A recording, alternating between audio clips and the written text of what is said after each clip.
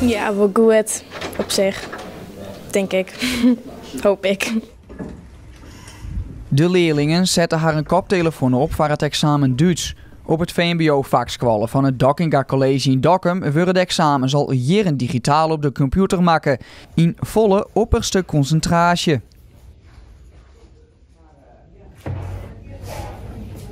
Hoi, ja. Hoe ging het, jongen?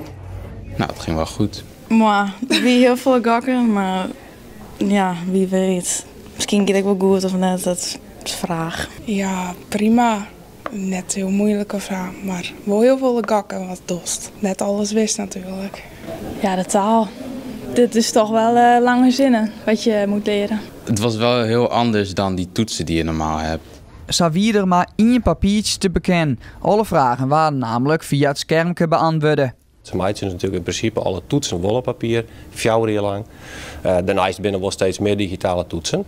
Maar wij zeggen wel dat de examenresultaten verbeteren zijn sinds dat wij digitale examens hebben. Dus dat vind ik een heel groot voordeel. Dat maken ze dan best wel fout. Dat hindert niks. Omdat de leerlingen die krijgen 1 vraag in het scherm. Ze gaan net in één keer het hele examen in beeld. Dan kunnen sommige leerlingen kunnen dat heel spannend vinden. Dan kunnen ze wat van een stressrijtje. En daarna is wij weer heel gauw mij corrigeren en naaien hoe leerlingen daarbij scoort hebben. Wat had je hem zelf de keuze maken mocht? Wat ging je hem dan kozen? Het examen dan op de computer of op papier? Op papier wel, eigenlijk. Waarom? Nou, dat is wat makkelijker lezen, vind ik. Beter concentreren. Nou, zo lang naar een beeldscherm kijken, daar krijg ik toch wel snel koppijn van. Veel letters kijken.